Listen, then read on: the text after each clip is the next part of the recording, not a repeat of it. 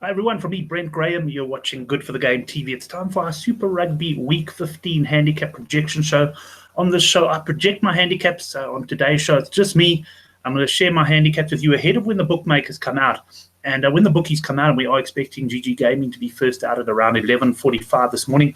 Well, I'll be comparing my handicaps to theirs and see if there are any early strikes I want to make. Well, without further ado, we'll get straight into it. I'm going to share my screen and just run through last week's fixtures for you.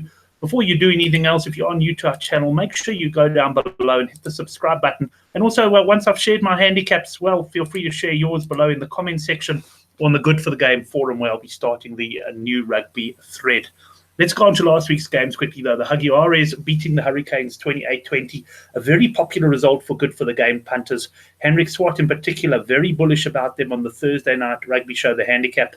Boys took 12, plus 14.5 early in the week, plus 12.5 closer to match day. It was one of the bets in our weekly newsletter, which I'll also put a link to below this video. So a comfortable win there in the end for the Jaguares.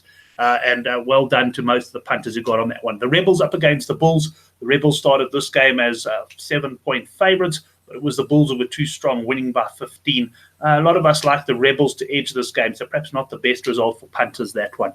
The Blues up against the Chiefs. Well, what did I say on the handicap show on Thursday night? I'm going against the Blues for once. Fortunately, my son was playing rugby, so I never got involved.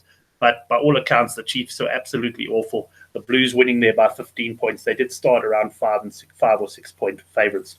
The Reds against the Waratahs. This was a game that let us down this weekend, and that we expected it to be a low-scoring Australian derby. Instead, points flowed virtually from the first whistle. In the end, though, it was the Waratahs who won the game, which was seen by the bookmakers to be a virtual choice affair. They were slight favourites on most books. They won by 8 in the end there. The Lions up against the Highlanders. Well, Gary Lenton from GG Gaming did say on GG Gaming Gone Mad on Thursday night at 8:30 that he thought the Lions would win this. The majority of us punters, unfortunately, thought it was going to be the Highlanders. Luckily for me, I took the Highlanders by to score more than 28.5 points. And as you can see there, they scored 29, so it was a victory for me at least. The Stormers against the Crusaders. Bit of controversy there around the Stormers on Twitter. Should Khaleesi have taken the 3 points to get the draw at the end of the game? I say excellent call there by Khaleesi. The odds of scoring a try and winning the game were pretty slim. They're still very much in the South African conference, and they needed those 2 points badly. And considering they started 12.5-point underdogs, a good result for the Stormers, albeit South African fans would like to see our teams scoring more tries. Let's just have a quick look at the tables here. The Australian conference, it's very tight there. Certainly even the Reds down there in 4th place could in theory win the conference, but the Brumbies have now sort of settled at the top of the table. The Rebels are in a bit of free fall, and the Waratahs are still runners as well. The New Zealand conference, well, the Crusaders look to have that pretty much wrapped up. The Hurricanes should follow them into the quarters, and I suppose the Blues have got a chance now of overtaking the Highlanders, especially given they have a game in hand. Looking at the South African conference, well, this is extremely tight. They're the Stormers on 26 points. I think probably every point vital for them at the moment. They're only 6 points behind the Bulls in first place, and really anything can happen in this conference. Haven't seen any updated betting. I imagine the Jaguares are probably going to be favourites for the conference and have probably firmed a little bit since last week. Let's go on to this week's fixtures, though, and I've opened the Good for the Game thread. Well, I'm on the verge of opening it. And we've got 7 games to look forward to. Here are my handicaps. The Chiefs against the Reds. Well, I can't see the Chiefs being anything but pretty firm favourites here. I'm going minus 14.5 points against a Red side.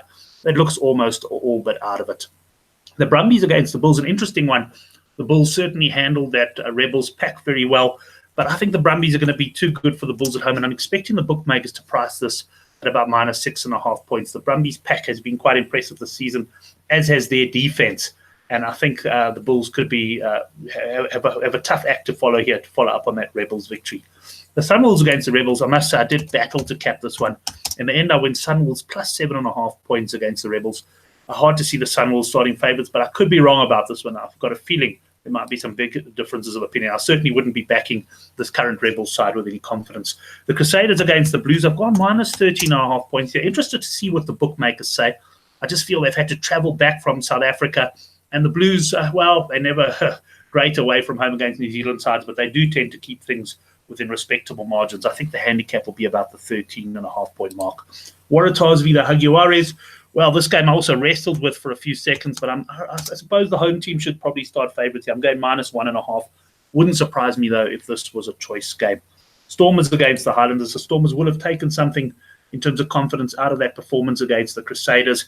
I'm going minus 4.5 points here. The Stormers, New Zealand teams are always strong. I expect improvement from the Highlands, who I actually thought were quite poor against the Lions last week. The Sharks against the Lions, who will forget what the Sharks did to the Lions in Johannesburg? Can they do the same? Well, I reckon they're going to be minus 6.5 favourites for this one, with the Lions getting their victory. In fact, even as I've typed that, I'm maybe a couple of points shy. Perhaps it'll go up closer to the 8.5. But my rule here is that I go with my gut feel. It's just I make my initial cap. I don't overthink things at this point. Let's wait and see what GG Gaming come out with, and that will be at around 11:45. This video should go out about an hour before the GG Gaming handicaps come up. That's it then. Now remember, you can stay close to the Good for the Game forum thread if you want to see what punters think throughout the week. And you can also comment on the handicaps. Maybe let me have your own handicaps below this video. Always interested to see that and to get that interaction. Just a reminder, we've got plenty of shows coming up over the coming nights. We've got Use It or Lose It, which we'll do on Monday night, probably go live at 9 o'clock. One of the topics we want to look at there is the recent flood of players signing for clubs like the Sale Sharks. The topic, are South Africa the Brazil of rugby? By that meaning, a lot of our players are going to be playing overseas. Is that really a good or a bad thing? Brazil seem to do okay with it. And then, of course, Thursday night we'll have GG Gaming Gone Mad at 8:30. And the Handicap Rugby Chat, that matters. That's going to be at 9 o'clock on Thursday night. Look forward to seeing you then. Subscribe if you haven't done so, and have a great week.